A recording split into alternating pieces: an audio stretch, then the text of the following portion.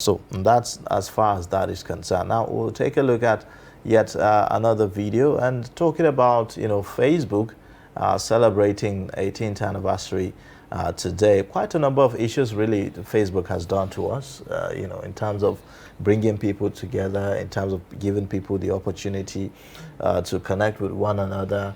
Sometimes when you're on Facebook and then you see suggested friends, maybe someone you've met like 15, 20 years ago, and then you just never know, how you got to miss connection or contact with that person, and then boom, it resurfaces on your Facebook page. And then that you happens meet, a lot. yeah, exactly. You actually meet new people as well, and you network, and you actually make lifelong friends, on social media. I think when you talk about social media, the first thing that comes to people's minds is Facebook, because they've actually done a lot, and they're not just, would I say Facebook is more family friendly? Yes, yeah, but you also have Twitter, youth friendly. You also have WhatsApp for close people close to you, and then Instagram as well. So they're actually doing a lot when it comes to technology. Yeah, but on the flip side of it, have you had moments where you feel like you have this number of followers in thousands, and then still you feel like very few support you, or yeah, you something. feel like you feel alone. I mean, you feel like I think the distance has something to do with that. Yeah. So yes. and somehow it seemed to be replacing real friendship in terms of us taking the time out to like value our friends, like to meet them physically, in real times, rather than just on social media and all of that. So we'll talk more about that. Let's take a look, at this short clip. Facebook is celebrating its 18th year anniversary, and a couple of things that we have observed over the years with Facebook: they have improved their platform. They have had to battle privacy concerns put forth by users. They have also been able to handle some of the business markets that have been Facebook created in terms of supporting businesses grow, advertising, and also buying a couple of companies that could help its brand stay stable. Over the years, we've also seen Facebook change its name, change its board, and also its approach towards its primary goal of connecting people. Under their list of lineups of apps that they have recently, or they have that we're used to, the WhatsApp, Instagram, and a couple of others that they are also putting into development. Recently, Mark Zuckerberg announced some of the programs and apps that they are planning on developing. That of the Horizon space, the Nazare, basically virtual reality space. And the virtual reality space we're going to see happen in the next 5 years from Facebook promises to change the way businesses are operating. We already know that from the pandemic era, people have been mostly at home, developing programs from home, working from home. Facebook have thought about that and also doing some applications and softwares and also plugins that will link up with the Facebook community, which is already existing membership, and also expand its services. So you might end up having a future with Facebook where virtual reality becomes a normal thing. You can sit from your home and also work from home and be at the office. You can convert your home space into an office space. So yes, it's Facebook has actually grown into our personal lives now. We have basically everything around us connected to Facebook. So it has been a wonderful 18 years for them, and we can only expect more into the coming years. However, the biggest concerns around the world is still privacy and data control. So governments are still looking at ways to have this under check, and I'm sure that the conversations will keep going even as Facebook gets older in business. Well, 18 years is quite a long time. Yeah, quite a long time. There are lessons to learn, though. I mean, there's one thing that is associated to social media, Facebook inclusive.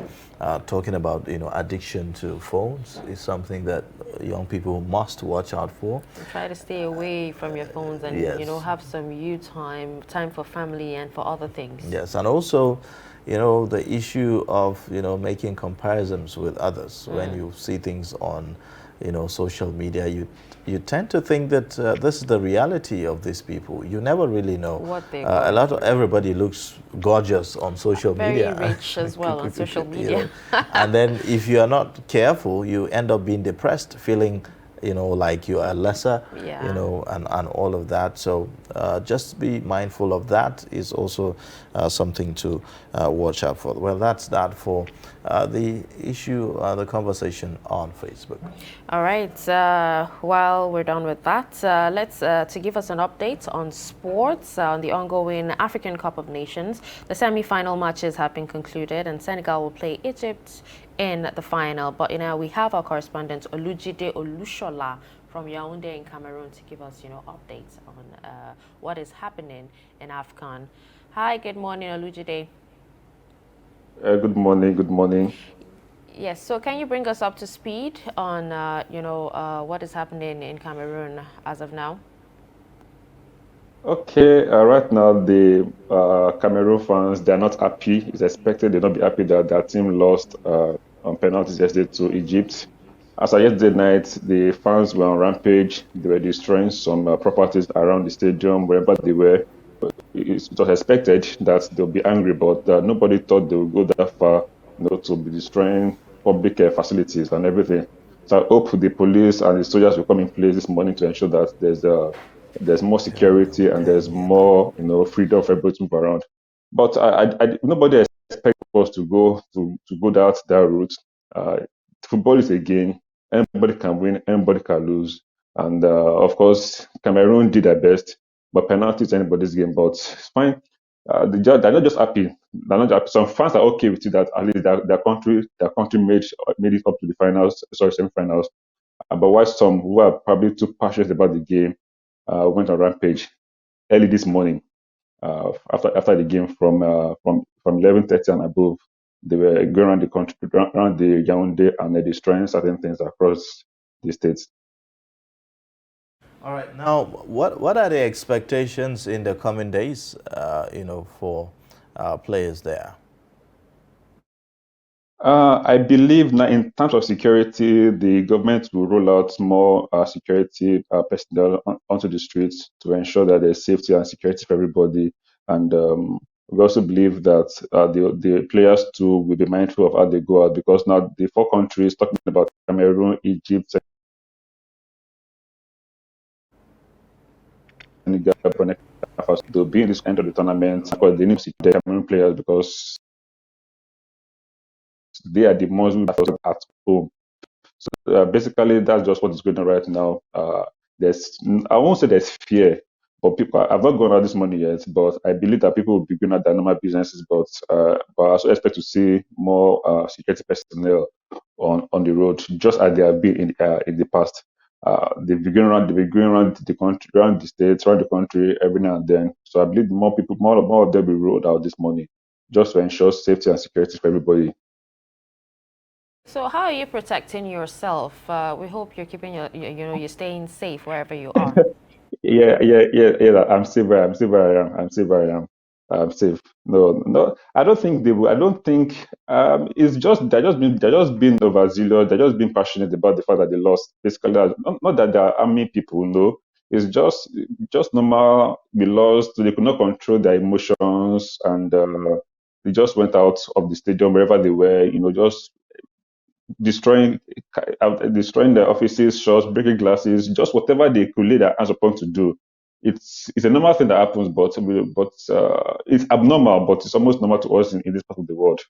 When we lose games, we just tend to do certain things just to vet our anger, and that's more reasons why these players need to be protected, because the players are the ones who actually lost these games, and they might want to vent the anger of the players, which I know, of course, they will not get close to the players anywhere, anyway, anyhow. They can't get close to them. All right. But I'm Is there safe. a chance Thank that you. this could have an implication on the schedule, the timetable of the matches that we have left? Okay, before the game yesterday, CAF released a statement that before the semi-finals yesterday, yes, they released a statement that the third place match was supposed to be played on Sunday, but now it's been played on Saturday, which is tomorrow. while the finals will still take place on Sunday as scheduled. But I don't think the little violence now will change the whole schedule. Everything will still go on as planned.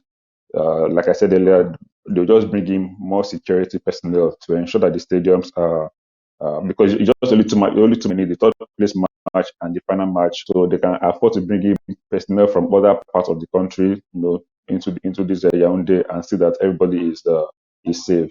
So I don't think this what happened yesterday night or early this morning will affect the schedule of the remaining two matches of the Afcon tournament. All right, well, thank you so much, Thank you. Olujide Olushola, our correspondent from Cameroon, giving us an update there. Please stay safe. Well, okay, it's very important for fans to, understand that it is just a game and it is not war. Yes, when you lose, feelings will definitely be hurt and expectations will be dashed. But, it's just a game. You move on. I mean, in a game, there has to be a winner and a loser as well. Exactly. Mm-hmm. So you just have to pick yourself up and learn from the lessons, there. Well, with that, we've come to the end of the show for today. It's been quite interesting. In case you have missed for most part of it, you can always catch up on our YouTube and also subscribe to our other channels, other social media platforms. This has been streamed live on our YouTube every morning. So it's where you want to be, really. All right, I'm Dasha and Husseina Usman. Thank you so much for joining us, and we'll meet again next week. And I am Ayubelia. Thank you for watching. Bye for now.